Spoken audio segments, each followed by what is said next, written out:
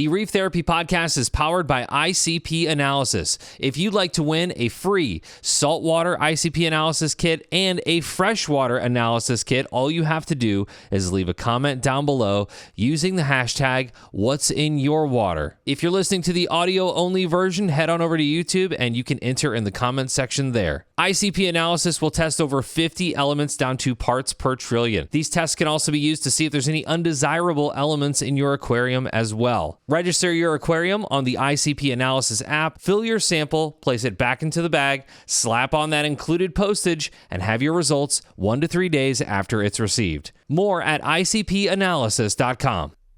Hey, Reef Builders, and welcome back to another episode of Reef Therapy, powered by ICP Analysis. Today, Don and Lou from Inter-Fish will be joining Salem and I to talk all things captive spawning. I'm super excited for this session, so let's get right into it, guys. Don and Lou, tell us how Inter-Fish got started, and is it what you thought it would be now, if that makes sense?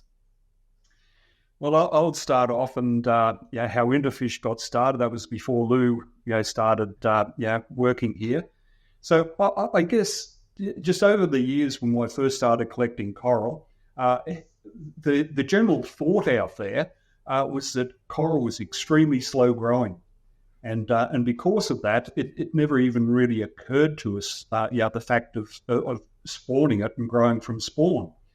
But then I suppose it's getting back over 6 years ago, just in our system, we had some torch spawn, and being brooders, there wasn't a great deal of difficulty in collecting them and to grow them out. And I was really surprised. It was only, we started selling those as frag size at about 9 months. And so straight away, my whole outlook on the growth rates of coral changed. And then since then, we were packing one night, and when we were packing, we had some Ancora start to spawn. So and that was about when Lou was working here, started working. And so then we did spawning watch over a few nights. And and I guess it's really just gone from there. And always been intrigued with coral. My background is horticulture. And in horticulture, we did manipulate plants to grow out of season using both temperature and day length. And so it really was just a follow on from back then. Yeah, so Don basically saying from his perspective, from Inter-Fish perspective, for myself, I'm always like to breed stuff. When I say something, the first question I ask is, can I breed it? Just obsessed in it. And for my PhD research, I actually breed the little dragonets, the green mandarin fish. So to achieve that, I have to do the four different species of live algae culture, and also I have to culture some like the pelagic copepods, Rothfuss, live Artemia, all that common live feed to breed mandarin fish. Okay, and then that's my background. So I come to work for Inter-Fish, and just like Don said, there was one night we were packing the corals, and then we say, "Oh, hammer is spawning." I say, "Okay, how about we just shut the system down for a couple nights, then have a watch to see how it goes." And at that time, I don't really have much experience with coral spawning at all. And then because we collect the egg and sperm, I only got very short period of time to temporarily enhance my knowledge. I quickly went through all Jamie Craig's stuff, and then also the Carrie O'Neill from the Florida aquariums, like Coral Whispering, I think, on Coral Magazine. So I went through the whole procedure and try to save all the eggs and sperms we got. It's the first year we are very lucky. We got a lot gametes. So we have a lot to play with just because of we a little bit lack of knowledge at that time. So eventually the survival rate is not great, but at this stage we still have all the species spawned in that year, which is 2020. and they're almost 4 years old. I think we managed to save 6 species from that year. It's pretty good, I mean. And I think it was also really cool because at that stage we had both Angkora and Divisor spawning together. And again, you're all familiar with the Frammers. And so we also got some Frammers out of it. So that also proved that they are actually to us it proved that they are a cross. That's second year. Oh, okay. Yeah, the first year we managed to get some ACAN, Trekkie, Hammer, and what's the other one? Favia, Dipsastra. These 4 species for the first year. Then the second year, I was thinking we got a lot. So we actually prepared for the spawning event.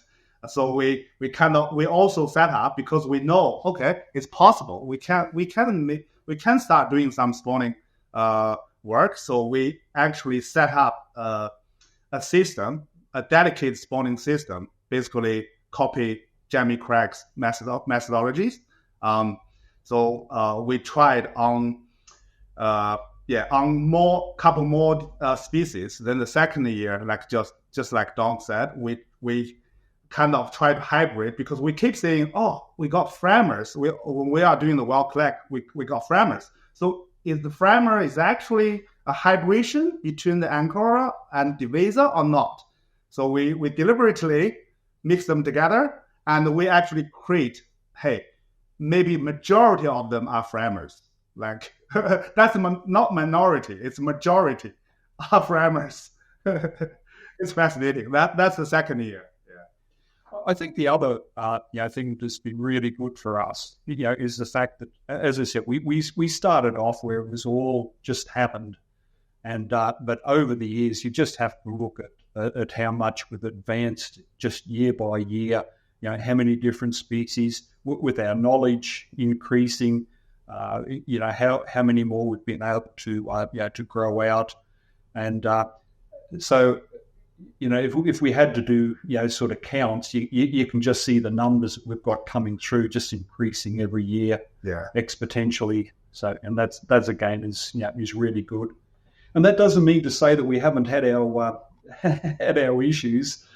I think just last spawning season, the Angkora, every time they spawned was males. We must have had 30, 50 brood stock. Every night that they went, it was just sperm. Didn't get an egg. And I have no idea what to think of that yet. Huh. That's interesting. Lou, you had said something I want to touch on briefly, and I know we kind of had a laugh about you being, very intrigued by reproduction and breeding things, but I feel like you go back to anybody who's had clownfish spawn in their tank, you immediately go, how can I raise these things? Yeah. How can I make them or help them survive? And I think that is what kind of got me into the spawning and why I'm so interested in coral spawning and why I'm so interested in, rotifer cultures and all of these things, because it's just so fascinating to go from an adult to now you've got the tiniest little fragment of a thing, and it will grow up to be an adult, and all you really have to do is nurture it. So I think that's it's easier said than done for sure, but I think that's something important to touch on, is that is something that piques a lot of people's interest, is seeing that happen in their home aquarium, whether that be a coral or a fish or whatever, and then that carries them on this journey, right? And it's fascinating to watch the whole life journey, to be honest. If you really think about for the reef hobby, at this stage, you might got a frag to watch the frag grow at this stage, but imagine in the future, for the reef hobby, you got a baby, like 3 months old baby, and then watch the 3 months old baby grow in your tank. The feeling is different, and also the coloration change. It's pretty much the same with the marine fish, like juvenile stage and adult stage. The color pattern is different. We keep seeing this happening on coral babies as well. So I really think the hobby can really goes to like a new type of hobby, like culturing the babies in your tank. Gosh, that's super interesting. I guess that's something you don't think about is the coloration change from, baby to juvenile to adult, and that happens in corals too, you're seeing. Yes, absolutely. Interesting. Interesting. Very, very cool. Well, I guess my next question is there any kind of conservation effort or goal here, or is this mainly just to advance the hobby by way of spawning and maybe getting some like chimeras and things out of this spawning project? Right. At this stage, we're concentrating mostly on aquarium. As I said earlier on, the scientists are primarily focusing on Acropora and in America, on the Caribbean species. And so to a large extent, LPS, I wouldn't say being ignored, but they're sort of the lesser coral that is being spawned. There's no reason why we can't take the technology that we have and potentially use it for restoration. We were recently at a conference at Australian Institute of Marine Studies, isn't it? Marine Science.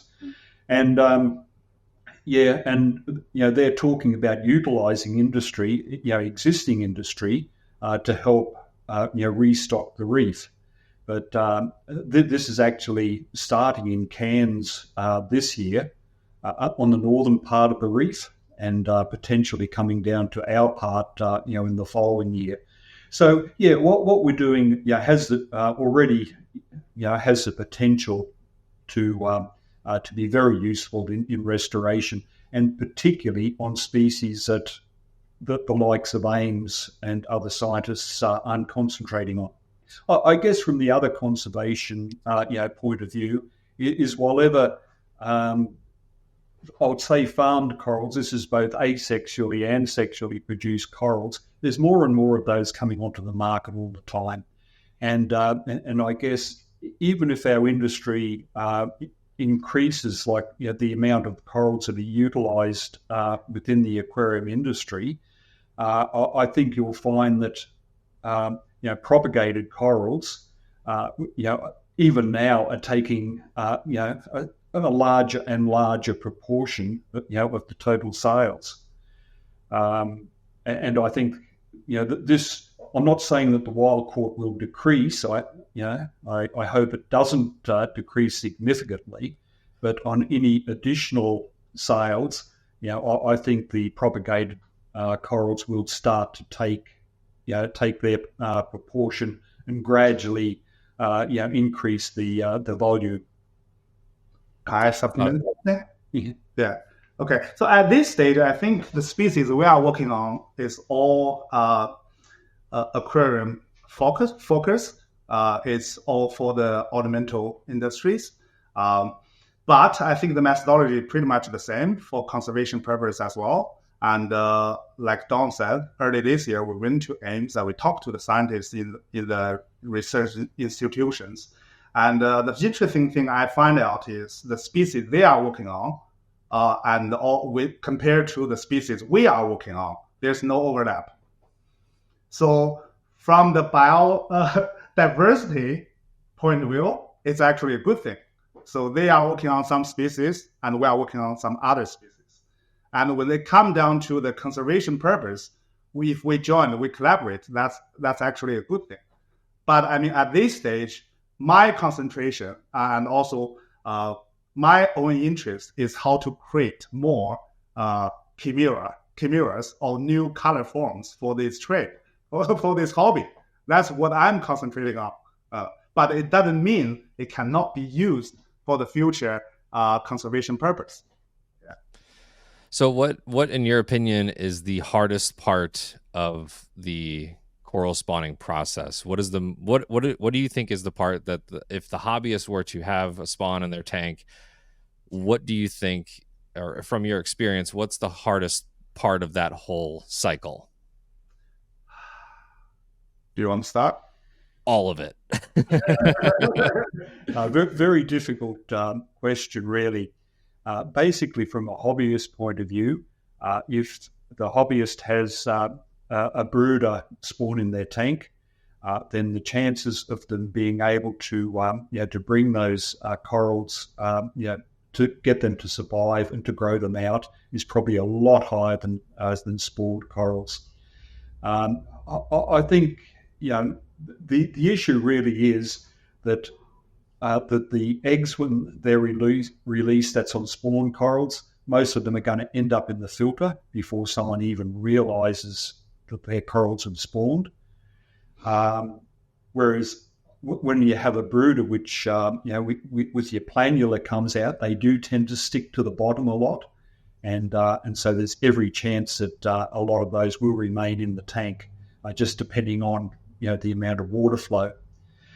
But even before we get to the stage of spawning, there's various different types of brood stock, and I think we could probably spend a little bit of time on that.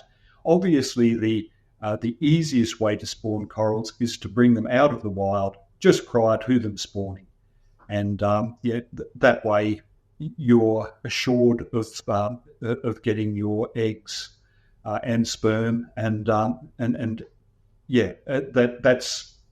probably in the high 90%. Then you can do, and what Jamie Craig's has been doing reasonably successfully, and that is to have your system set up, which is following normal conditions, and at this stage we've had some success with that, but nearly always we seem to have managed to have interruptions on our system, equipment failure, and so this year, cross fingers, everything's running very smoothly, and we have quite a large dark room in which we're all those corals are being run at natural light and moonlight and temperature. So we're hoping this year we're going to get a lot better result. So then the third one, and this would apply to most home aquarists, is that if you have your tank set up and it's just set up the same, like for day in, day out, forever. So you have the same photo period, you have the same temperature, you have the same water flow.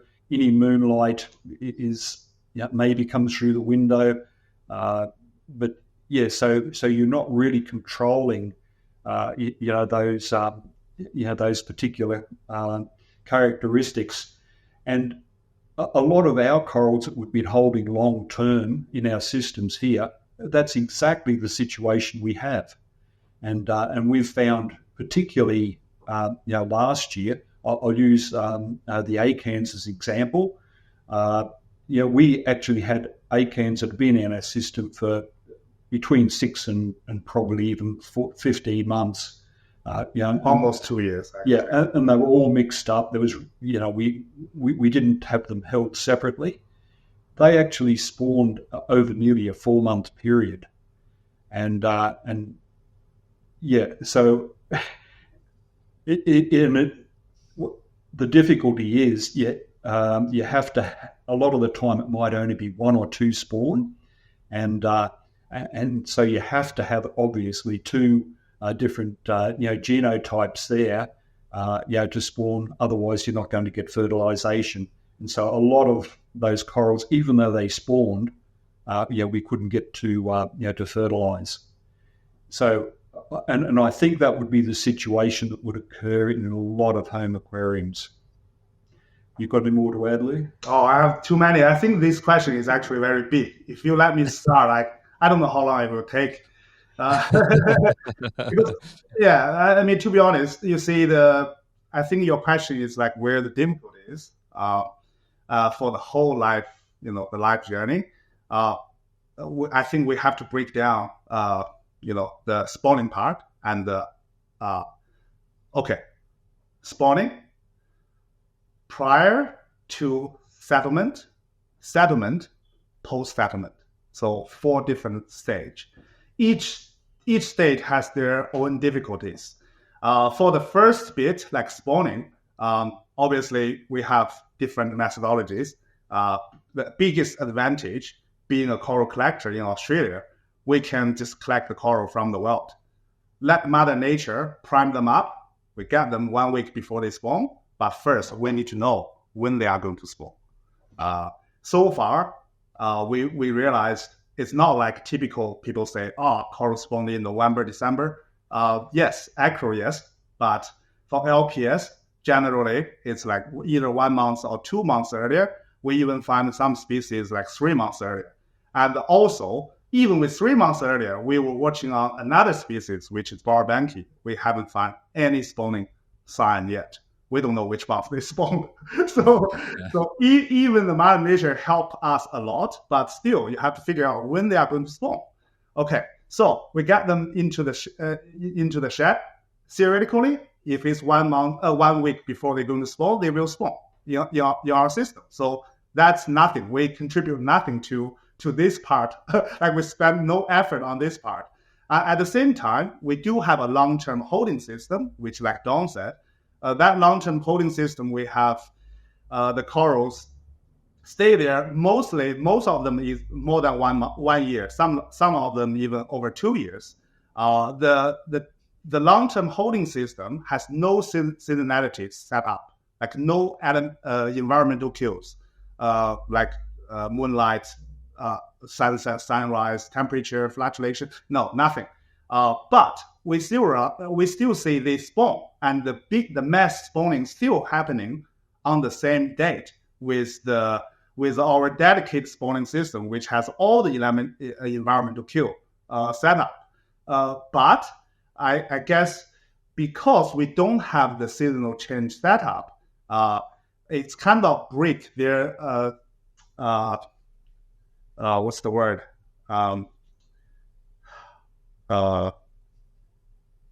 Synchronicity. That's why the acants just spawn 4 consecutive months, but different individuals, obviously. But they were spawned in like August, September, and November and December. Yeah. So that's the spawning bit. Okay. After the spawning, talk about the fertilization. That's easy enough. I think that's easy enough. I think for the general orbit, it's nothing really difficult. But certain species is actually very tricky. For example, I find out acan is really, really sticky. Is compared to the other species. Acan's really sticky. They tend to aggregate all together. So you have to have some source of aeration or also the turbulence to keep the fertilized eggs kind of suspended in the water column rather than it's all floating on the edge of the bucket. So that's some difficulties as well. And then talking about the biggest hurdles we got is the basic competition, like the coral baby have to compete with all different sorts of things in the tank, like the algae, coralline algae, green, brown algae, amphipods, copepods, vermitid snails, just crazy amounts of other stuff. And for the first 3 months, the coral baby is so tiny, you can't see them by naked eyes. I have to check the tails, the sediment tails, one by one under the microscope to see what's going on. Yeah, you don't know what's going on. I mean, just by visually observation, you don't know. And also for that size, it's almost impossible to do any cleaning job, like cleaning the algae, cleaning the coralline. It's just impossible. We learned a big lesson from the first year, because everyone's saying, "Oh, you need coralline to initiate the planner to settle." I'll say, "Okay, let's just mature the tiles. Let's let the tiles covered by the coralline." So we did that, and the baby settled on the coralline algae. But the problem is, sooner or later we realized, oh no, all the babies is engulfed by the CCA and they got killed, and you can't stop it. We have nothing to stop it. We don't have sea urchin. We don't have the luxury baby sea urchin to graze on the coralline. A lot of scraping with tweezers around that. Yeah, trying to keep it back off. Yeah, that's a lot of manual work. Yeah. So after that, for the second year, we basically I said, hey, Don, let's try no coralline. So we did try no coralline methodology. We mature the tails with it is microbial biofilms, but it's more like the green and brown algae type rather than coralline type, because I feel like they are easier to actually clean. And at the same time, we have to, for the first 2 or 3 weeks, we don't use any light because they don't have Rancelli anyway. All the nutrient they grab is actually from the water column or the lipid reserve. So we don't adopt any light to try to stop, like not encourage the algae growth. And even after the 3 weeks post settlement, we use very, very low intensity of light. It's like less than 30. Some of them even less. I just hand the light up high as much as I can. And apparently it's okay. I mean, the baby doesn't really require much light at all in the early stage. At least for the first 12 weeks, they don't need much light. So in this way, you kind of reduce the algae growth. But after the 12 weeks, you're still having this trouble. You still have the algae keep growing around the corals. Then basically at this stage, we just try to manually clean the algae off. So I think that's the biggest labor-intensive work. I mean, for the general hobbyist at home, I'm not sure. Do they have the effort? Want to put the effort into that? I mean, and also talking about the space. Like, if you don't have enough surface space, how can you settle the babies? You can settle maybe 5 or 10, but hey, with the survival rate, like almost only 40%, how many baby you ends up?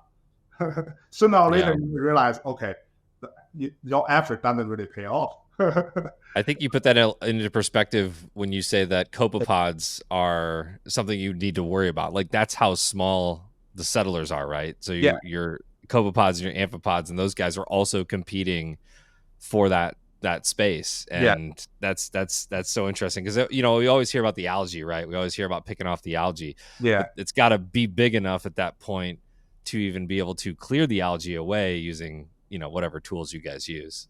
Yes. So I really feels like what Jamie Craig already pointed out the direction for us, but I just be so ignorant and ignore that. I don't want to I don't want to call culture sea urchin initially, but now I feels like, hey, I have to do that. I have to do it. That was going to be my question. I was wondering, because I've read a lot of the Craig's papers. I was like, okay, so co-culturing urchins. And I was going to ask if you all were doing that. So it seems you have taken the hard route. Yeah, for sure. This year, I that's my feeling. I reluctant to do it. I even try to say, hey, we don't have to do sea urchin. We have some stomatella. We have some chokers. We have all the other type of grazers in our facility. We just use a very small type of them, like small size of them, and do this grazing job. But the result is not looking promising. It's not promising. So, babies. Oh, sorry. Yeah, I'm just saying that they go straight, even the very small stromatella, they go straight over the babies. And I think they may even just eat them. I don't think they specifically target them. I think they just get eaten along with the algae beside them.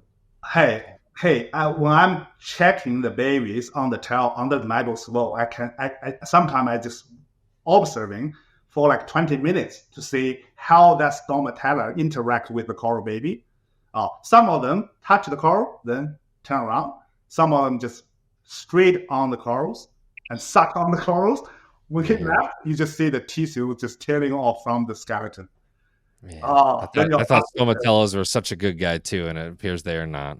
I guess it's come back to the size. It's really come back to the size, and also the way how they graze the algae is also different. I think for sea urchin, because they have the shells, like the mouth is right underneath, so somehow it's like they can't really damage on coral. They can do a perfect round polishing around the like graze the algae around the coral polyp.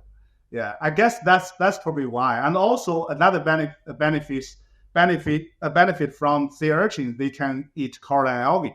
All the other types they cannot.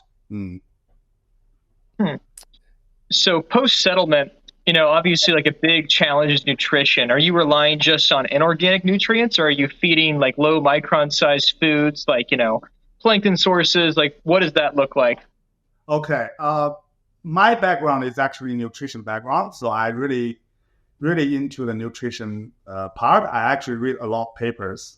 Most of papers is like Acropora Acropora genus, but Acropora millipora, Acropora hyacinthus.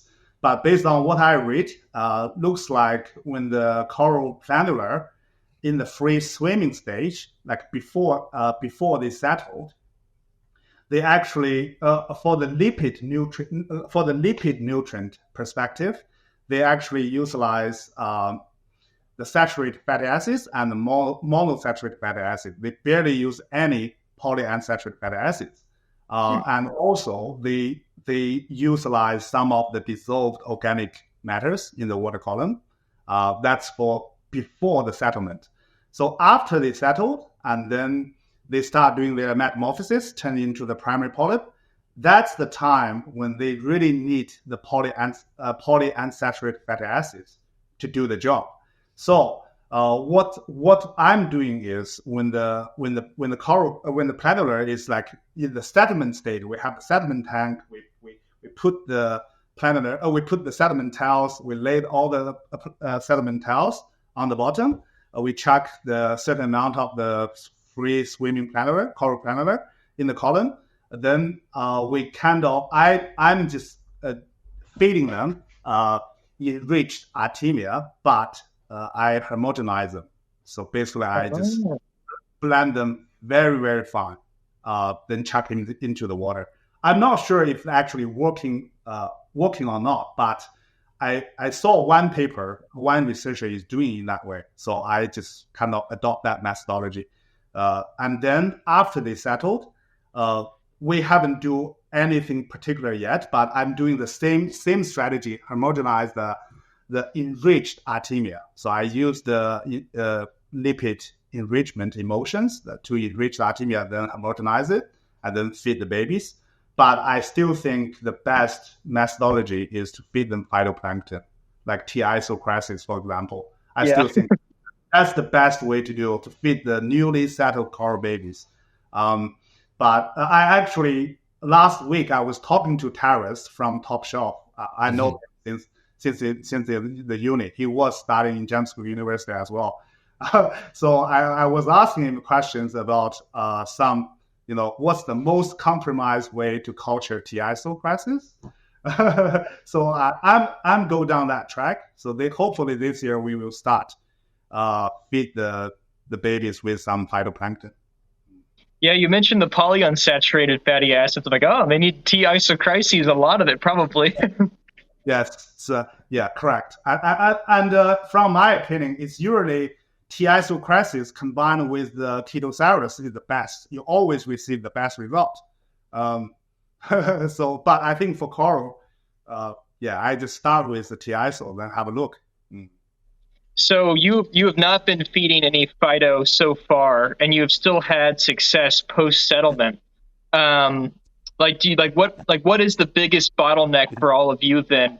Because we talked kind of the hobbyist side of what it would look like for a hobbyist to do this. It seems that you don't have an issue with spawning because you can do wild collection. So are you seeing the most die off pre-settlement, post-settlement, 6 months down the line during grow out, or what's the most challenging for you all right now? Okay. First, the settlement rate. That's the biggest challenge. even with I think that's what I keep hearing. Most of people they failed with corresponding is they can't settle reasonable amount of the corals. And for our case, even I'm using I'm maturing the tails, and actually we customize the tails. We create some sort of grooves on the tails that I feels like that's how the babies they prefer to settle. It doesn't apply to all the species. Some of the species settle so well. For example, trackies, like one tail, we can have over 100 babies settled, and the tail size is like 4 inches. 4 inches. Yeah, 4 inches. With gonies, we have no problem. The settlement rate is so high. Some even like you see like 10 planter all settle on one spot. But that's how you create chimeras.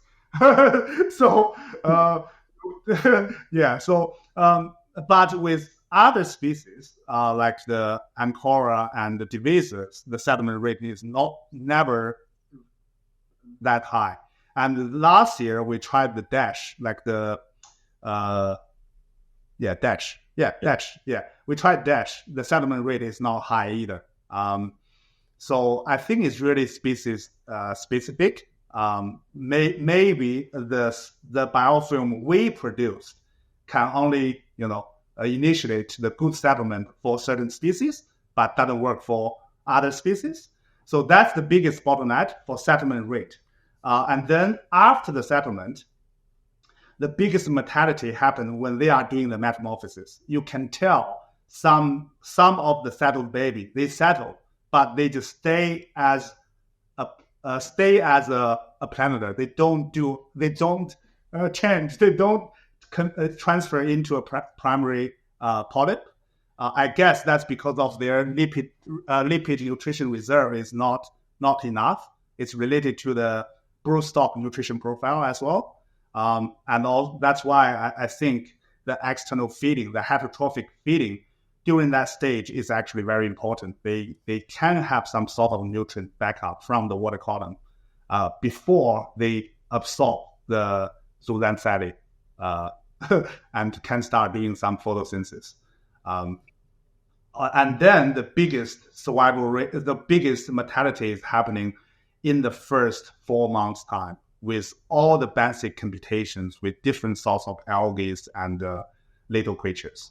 That I think if you ask me which part is the biggest bottleneck, I would say settlement rate, that's the first one, and then the first 3 months culture after the settlement. After the settlement.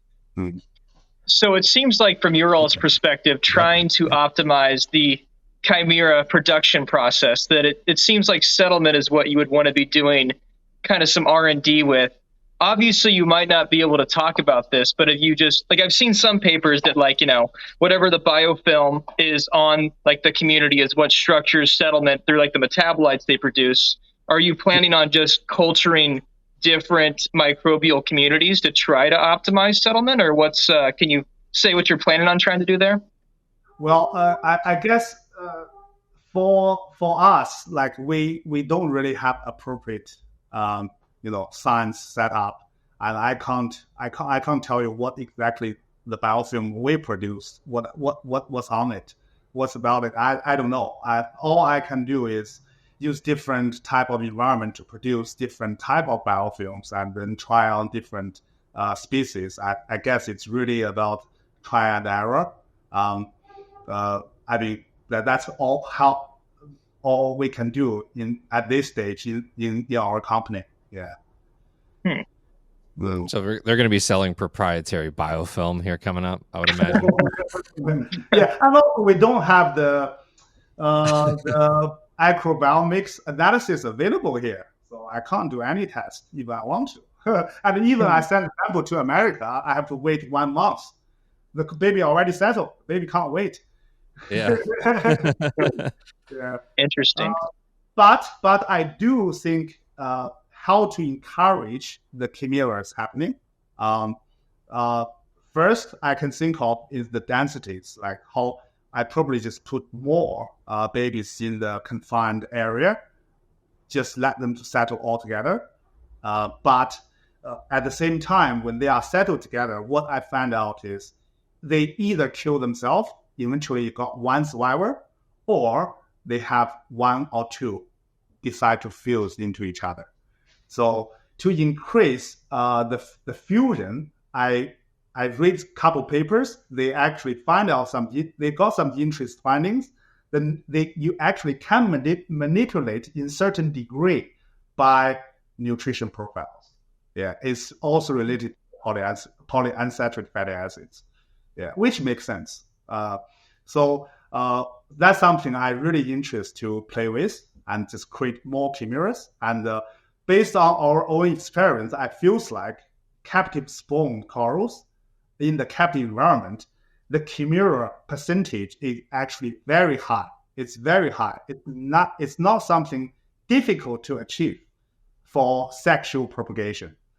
But imagine if you have some good broodstock, like say you got a red glitter goni and you got a green glitter goni, and I end up have a chimera of red and green glitter goni. Well, how much I should charge for that piece? You should send one for free to the Reef Builder Studio, is what it sounds like. And because it's red and green, it can be a Christmas present. So thank you. There you go. Thanks. We'll remember this. Yeah. I do want to speak just a little bit about, okay, so now you guys have you have viable corals that you have now put out into the market. I was recently watching a video that Sam Parker was doing from Parker's Reef, and it looks like he was doing a whole video on some that they got at Deer Park there, one of the local fish stores. It was some hammer corals, and I've never seen colors quite like those hammers. Just the combinations of stems and the actual tip of the tentacles and it was all so different. And I feel like we're kind of, and I've explained this before, but I feel like we're kind of at that point where they initially were with clownfish, where we start seeing some of those different, the morphs, the color morphs, the all black or the speckled black and gold, and those kinds of things. But I feel like we're there, but with coral, and you guys seem to be on to something there. Yes. Do you want to? Oh, okay. So for for hammer, obviously that's something I'm working on, because I'm concentrated on this trait. Color is everything. Color matters, right? So I really want to test some theories with the colors. Why coral have those color patterns? I think use Scotty as example. We have the master Scotties. I think everyone just can see the master Scotty must be a combination with the UFO type and the bleeding apple type, right? Then it's your instincts telling you, okay, if you got a bleeding apple Scotty and then fertilize with the UFO Scotty, are you going to have master offspring? That's the first question I'm going to ask. Second one, if you have two master Scotty and then they fertilize, are you going to end up all master Scotty, or you have master Scotty, UFO Scotty, bleeding apple? Or you have the green Scotty and red Scotty. You fertilize them, are you going to create bleeding apples? So that's some sort of questions that I really want to answer. I really want to address. And this is actually already planned in our pipeline. I have this Scotty on my side. That's what I'm going to answer the question. But when we talk about the Ancora, the hammers, yes, with those type of color, probably you don't want to hear this. The color only stay in the juvenile stage. When they grow bigger, that sort of vibrant color is kind of like gone, and then they start resemble their parents. Some of the pink, like the goldish stem on the tentacles, when they grow bigger, they kind of just fading away, and then just a pure pink color. This may be a silly question. However, I'm thinking, okay, so when we have, when you're breeding dogs, about, if you're bleeding or if you're breeding two black Labrador retrievers, you kind of know what you're going to get, right? Yeah. Do coral genetics work on an entirely different world than what we would expect? Like, as you said, bleeding apple master or master, if you, in my mind, I'm thinking, well, if you are crossing a master and a master, you get everything in between, right? So is that the same? Are we studying genetics in the same? Do we not know? Yeah, I don't know for Scotty. That's something I want to work on, but I know Goniopora. So for our broodstock, we have the only two color morph broodstock we got for Goni is red and green. That's all we got. And then we produced probably over 7,000 of the Goni babies in the end. The final product, like 18 months old. A majority of them still red and green, but different shade of green and red and green. And also, what I find out is the gold mouths, like the gold mouths of the Goni. Most of them have gold mouths, but the broodstock, they don't have gold mouths. So somehow the gold mouths, I think the gold mouths is like a dominant gene expression.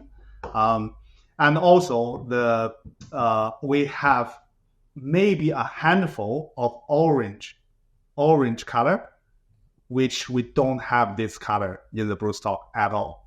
But we eventually got some orange, but it's only a handful. So it's like 5 out of 700. That's cool. 7,000. And then when we are talking about the 6-month stage, like the 6 months to 10 month stage, we even have orange Goniopora, we have purple Goniopora, but the purple color somehow just gone. They only stay in the juvenile stage. That's what I'm trying to say. When they around like 6 months to 10 months, we see like 5 or 6 different colors. But in the end, it's all ends up like red and green, but different shades. Yeah. I guess that's something we don't see in the hobby very often because there's so much fragmenting happening, right? We're just basically cloning our adult frags of whatever we have. So that's not something we're used to seeing in the hobby. That makes sense. Yeah. I guess the other question too is how much does the environmental conditions affect that color as they're growing? We know from ACANs, the environment creates huge changes. This is in wild caught. I'm talking. We can collect green, primarily green with just a touch of color in them. So they're basically B grade. We can bring them into our system, and the odd one, not a lot, but they can change color right through to red. They can turn into rainbows, and then vice versa. We often you hear this complaint. We sell rainbows out, and then someone will come back and say, well, after a few weeks or months, they turn just back to straight red. I think environmental factors are potentially also a major reason for the changes in colors. Salem, did you have a question? I gotta think more. I had a thought, but I need to think about it a little bit more. So has your coral landed in the U.S. anywhere? No. At this stage, the laws only permit us to send out wild caught. Damn you, Australia! Right at the moment, there's being changes made. I believe legislation has just gone through, and I'm still trying to get this clarified as to whether that now allows us to export. But at this stage, it's all very uncertain. But we're hoping to be able to export our the spawned corals or any farmed corals fairly soon. But unfortunately, with governments, they really take their time about doing anything and everything. And I guess the next one of the big issues too is the provenance of the corals from the point of view is how do we prove that they're spawned corals in our system as against, frayed wild-caught corals. And again, it's from our experience, it's relatively easy while they're small, but the larger they grow, the more they're like wild-caught corals, and the harder it is to prove. Again, we were involved in a trial a little while back where they were using, they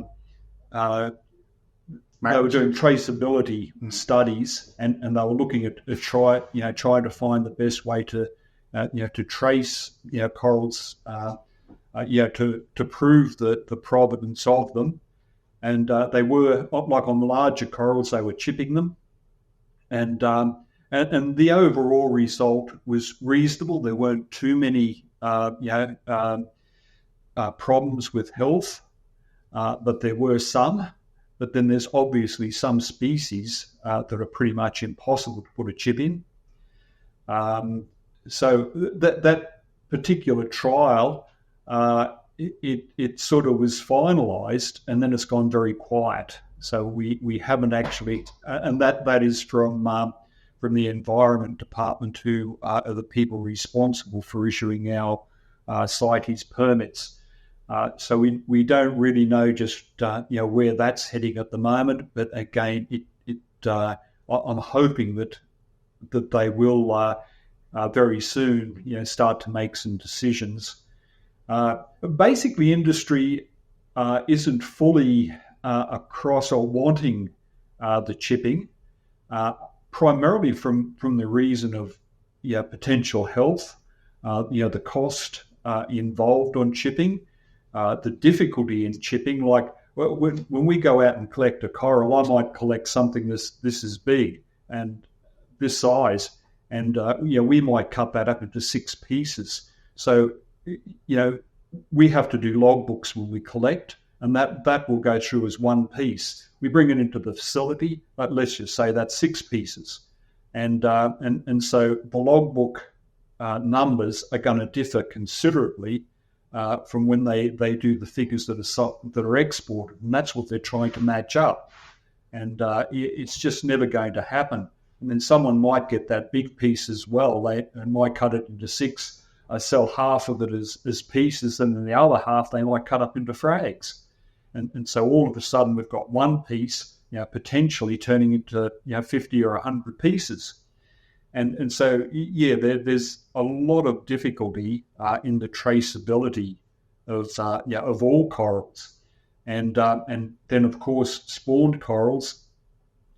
Basically, until they get to a size where you can put them on a plug, you can't really put any microchips. The microchips. You can't really put any in the coral itself. The only thing you could really do is put them in the plug. And so that's probably a path we'll have to go down. There was checking through DNA. That was also voiced as a possibility, but again, that's too slow and too expensive to do on an individual basis. But to do it in batches, it's a possibility. So look, there's a lot of stuff being discussed, and even when they do allow us farm corals to be exported, then we're still going to have to face how do we prove that they're wild caught. And currently, what we're doing is just keeping photo records and just as many records of the whole process going through as we can, and hopefully that will be sufficient. I think the biggest problem is how to differentiate the spawn coral and the wild caught pieces. In my opinion, first, there's not much information available at this stage for spawn corals. So obviously, you never seen a spawn coral. How the spawn coral looks like, you can't differentiate, right? So we need to gather the information together first. And also, in my opinion, I feels like it's actually very easy to differentiate the spawned and the well caught when they were young.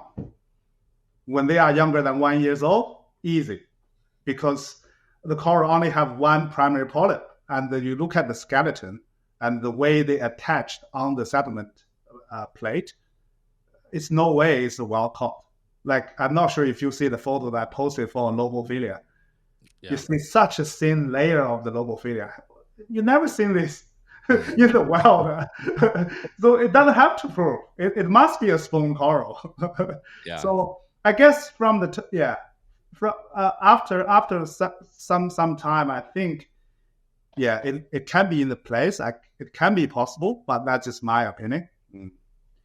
I think the other issue is that's probably in its favour is one of the arguments that's being used against this is what's to stop you from going out and collecting freshly spawned corals from the wild and then bringing them back to the facility, growing them up and selling those as spawned.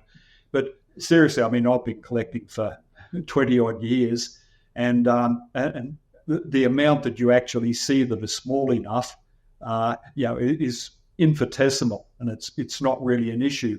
But how to explain that to a public servant who's probably never even been in the water? No, for that size, I think it's impossible for you to spot in the wild. I mean, these babies, like 4 years old babies, you touch the tail, they just retract. When they retract, you can't see them. Yep. But again, the bureaucrats are familiar with. I'll just take the Australian lungfish, and some people collect juvenile lungfish out of the wild, and they have it in years gone by, and selling them as being produced in their hatcheries, and so you can see where they're coming from. They want to prevent that type of thing from happening within our industry. But I as I said, and Lou's just also explained, it's pretty much impossible, to go out into the wild and collect those really young corals. You'd almost have to get lucky by picking up like a piece of a rock or something that has come in, or that you've harvested, or maybe a coral is growing on. Yeah. Sometimes you get a big colony of hammer, and then on the stick, you see some small corals, like maybe Goniopora or something. Yeah, that's possible. Yeah. I don't understand what they think the economic incentive would be for that. Like, from you all as a business, like, it makes sense that you are creating chimeras. They are novel to the market, right? But to go out and collect juvenile colonies instead of like a colony of strawberry shortcake, and like, we're going to wait 10 years for this one to grow instead of taking this one over here. Like, I don't understand their argument. Oh, you haven't dealt with bureaucrats. I guess not. Yeah. And especially, I feel like in Australia, the biosecurity is real. I felt that, and that was only my first time being there, so I can only imagine if you live there and you have to deal with that, on a daily basis. So, did you think of your question, Salem? Yes, I did. I was going to ask to circle back around to it. So, Okay, this is my understanding of how corals express pigments or color is like the whole sunblock theory, to where different wavelengths of light will trigger different transcription factors that they will then produce a pigment to reflect back that wavelength as protection from whatever wavelength of radiation that is coming from the sun. So I guess, if assuming that is true, then to me, because you're describing that sometimes there'll be purple gonies when they're younger, that says to me there's different transcription factors that are being produced across their life history. If so, have you thought about just manipulating the wavelength of light that they grow up under? Like maybe seeing how that could manipulate the endpoint coloration? Yeah, that's possible. That is possible. And I do believe with the spawn corals, considering every individuals are an independent genotype. So obviously, you play with the light spectrum, it can make a difference, and they will adapt to whatever environment you created. And also, when we talk about the heat tolerance, I just go a little bit aside. You talk about the colors, I talk about the heat stress tolerance. But I think that's the same logic. I strongly believe if we want to create a heat tolerance species, we have to go through the sexual propagation, And then from the baby stage, you elevate the temperature slowly. Then you wipe out the whatever genotypes cannot handle that heat. And then you do the selective breeding process, and eventually you will have the heat stress tolerance pieces, right? And for the coloration, I think what you said is right. I should try different type of the light spectrums to see if they can do something different. But sadly, all the Gonies was sitting on the blue dominant light, which is 410 to 460. I didn't manipulate the light spectrum, and that maybe because of that reason, I end up only having those color varieties. But maybe that's something good to try. Yeah, because I think it would be pretty lucrative for you all. Like, obviously, genotype comes into play, but if you could find an environmental cue to get like the glitter phenotype to be expressed, for instance, if there was some way you could unlock that, I don't know, that'd be good. If they have the glitter gene inside. Yes, you have to have the broodstock first, but I don't know. Maybe you could get it, as you said, there's a gradient of the coloration expressed in the spawn. Maybe you can get like very, very pronounced glitter versus the subtle. I don't know. Last week I was in Fragorama. You don't know how desperate I just go to different vendor and beg for the glitter Goni sperm. I said, please got glitter Goni sperm. That's all I need. Are these race horses now? What's going on? $400 for a bag this big. Yeah. So I guess that this might be a little bit of a departure from what we were talking about just now, but in your experience, have you noticed that these captively spawned corals that you've raised up, are they hardier than any kind of wild types that you may collect? Absolutely. My answer is yes, for sure. Yep, without doubt. Yeah, you can tell straight away. Once you get that period, 6-8 months older, they're once they, I think are easier. Sorry, once they older than 10 months time, and they can, like, the algae won't bother them, the survival rate is insane. We have same species in the same tank, and we're having issues with the broodstocks. We never have issue with the babies. I think if you want me to explain why, I think it's just because they never see the ocean. That's where they live, and all the captive environment I can provide, like nutrient or bacteria or microbiome, whatever in our captive environment we can provide, the baby already adapt to it. That's all they got. It's not like you got a super fussy coral from the wild. They have one string or one family of the bacteria. We can't even keep them survive in our captive environment. Then because of that, then that piece just die or lose color or whatever. But for our baby, it's never the case because that's where they grow. That's awesome. That's how I feel. I feel like we do so much, in the hobby. We try so hard to make our tanks like the ocean, to mimic the ocean, the flow, the nutrients, the parameters, all the things. But really, I think we just... a big limit. I think there's a big limit. No matter how hard you try to mimic the ocean, you always have some lack of something. It comes down to bacteria. That's what Salem knows more about, and also your lack of certain nutrient. We keep talking about nutrient is important. Okay, let's go down. What nutrient we're talking about? There are so many different nutritional profiles, like carotenoid. Who is feeding them? How many different type of carotenoid? Who even using them? And astaxanthin, astaxanthin as example, so commonly used in salmon farm. Have you ever heard anyone feeding this to corals? And if you really look at the coloration, the pigment in corals, astaxanthin actually play a big role for color. And I'm sure it's not only play a role in the color, it's also play a role in the immune system as well. Just because of that, we lack of certain nutrient or because we lack of certain nutrient, then we never have some sort of microorganisms live in our water system, and you always have issues with certain type of corals or certain species of corals. Then you end up only certain species can survive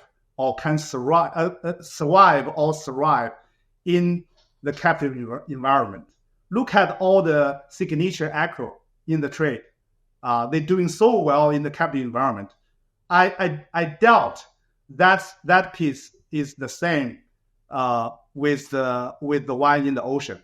You pick that one, put it back in the ocean, probably gone, because the whole microbiome profile is different. Somehow you just create a new holobiont.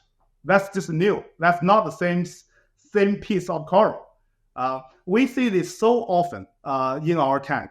When we collect the fresh acros hidden in our tank, that natural color just gone in 1 week. Or not in 1 week, maybe 3 weeks or 4 weeks. And then some of them cannot handle the environment, and then they either lose color or they turns into brown, right? But somehow, after 2 months' time, they just re-establish the whole microbial community. And then the color they show up is phenomenal, but it's never the original color. The same with the one in the wild. So I strongly feels like we will never able to mimic the natural environment just because we always lack of something. Yeah. Yep. Just gonna do the, that was awesome. That was the best rant ever. Salem, do you have any other questions? No, I think I have my whole list here, and that was my list. So I think we talked about everything I was curious about, for sure. So looking ahead, do you ever think that there will be a time when we no longer have to harvest from the ocean and can just rely on, certain captive spawning facilities in the US and Australia and the UK, wherever, for our corals in the hobby? That's a difficult question. I guess the first one to answer with a question: do we want to do that? Do we want to go down that road? And I sort of asked that because that could place quite a few limitations on what we know, what we're going to learn, not being able to to bring in new corals to either spawn or asexually propagate. And the other big question is, what is actually going to happen out there in the wild? Is it going to keep deteriorating? What most scientists are suggesting? The coral. I mean, I've got great respect for corals. I've been diving a long time, and I've just got a lot of respect for Mother Nature and its ability to adapt. And even though in 10 years' time, the reef, I'm sure it's still going to be there, but it might be quite different to what it is now. As the different corals adapt, and they will gradually take over the major area of the population of that species. So right at the moment, there's been quite a lot of pressure for most wild caught fisheries to be closed, and a lot of that is to do with climate change. But I honestly feel that it's a bit premature to do that. I believe it's probably going to be more negative to not only the industry, but to even restoration effects, because again, this is something that's only being acknowledged in the last few years. is that the aquarium industry is really responsible for a lot of the knowledge and the technology, driving the restoration efforts. And I think it would be a very sad state of affairs if wild caught was stopped right now, because that the technology, and there's, as you're aware, there's so many new pieces of technology, so many new ideas.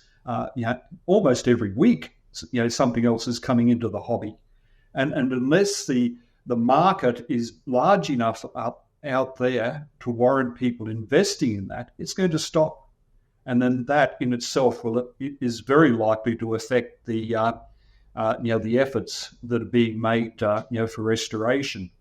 So I think it's really important that the wild coral fishery continues.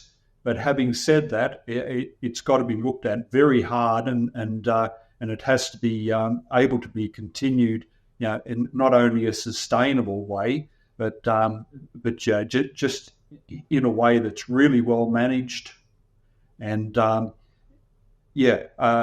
and so that those corals then can be available to the industry still, to people like ourselves that are doing spawning work. I think the other area to look at is asexual propagation. I think asexual propagation at the moment is really the major driver in the industry, from the point of view that that a lot of coral now is coming out as frags, but again, the majority of that is what I think Chris Mackley refers to chop shop, and so they're basically bringing in large pieces of wild caught coral, cutting them up, and within days or weeks or months, going out. I think the percentage of coral that's actually being grown up and then as it grows, taking more frags, I believe that's extremely small in the overall market of frags. And so if they stop the wild caught, the amount of frags available I think will reduce substantially. And if the market reduces substantially, I come back to my original thought, and that is going to affect the amount of research that the aquarium industry puts into to understanding coral and all the aspects of coral. I feels like the wild caught and coral spawning or coral aquaculture should play roles in tandem. The spawning, we can concentrate on the species. It's getting harder and harder to get from the wild. For example, we are now people struggling to get gold torch, struggling to get the master scotties. But if we can smash the spawning, we don't have to go out to look for these pieces. Also, second, with the coral spawning, we know we can create chimeras. We can create something which almost impossible to find in the wild. So it's like a good supplement. But if you're saying no longer to harvest coral from the wild, personally, I don't want that happen, because that's something can keep you always exploring, the new stuff, keep you exciting about, the most happy day we have in this company is the unloading day. Just see whatever coral we got from the wild. So that's the fun part of this industry. I think it would be way too premature to close the wild caught fishery. And the other thing is, particularly some of the questions Salem's have been asking or suggestions he's been making, as you're very aware now, and we're very aware, there is just so much we don't know, so many trials to be done, right from from feeding to the best settlement material. Look, we're only scratching the surface, and we cannot. There's no way, that we can say that we can spawn any particular species reliably. Next year, like as I said to you earlier on, Ancora, whatever happened with our Ancora this last spawning season, why did we only get males? So we've got so many hurdles that we have to overcome. And then also, as we were talking about the different colors, so much experimentation as to different lights to put them on, using different potential foods, water quality. We're just so far away from being able to produce a consistent, reliable product that we really need the wild coral to continue on.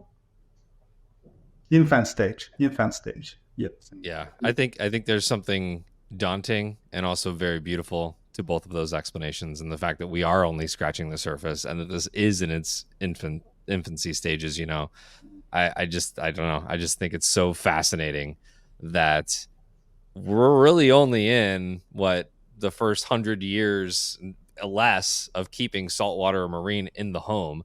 Freshwater is a lot older, but the fact that we don't understand so much about it, and corals are already complex enough as it is, it's from my perspective, I think it's beautiful. And I was not suggesting that we do not harvest. I just wanted to get your take on that, and I think you answered that perfectly. So it's a new puzzle to solve. It's a new day to find out some new things.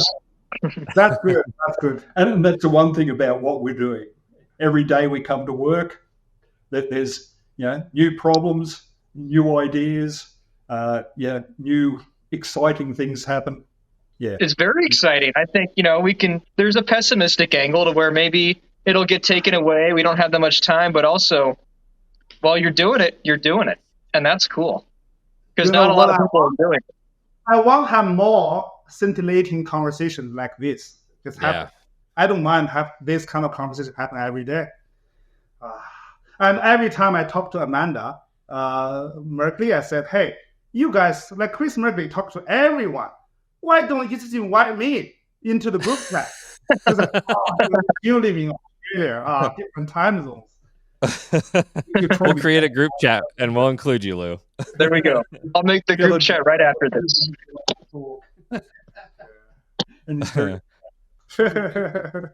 Well, next time I'm in Australia, I am 150% gonna make my way to Bundaberg to see you guys and see the facility and everything, and just we can chat. Hopefully, Salem can tag along too, and we can have some deep conversations about coral spawning and all of the cool things that this hobby can bring. So, I want to thank you guys for being on. We really appreciate it, and I know that there's a big time difference as it is tomorrow where you are, but. We're pretty used to that at this point, but I do want to thank everybody for joining us today. Thank you for joining us on Reef Therapy, powered by ICP Analysis, and we will see you in the next one. Bye, guys. Thank you.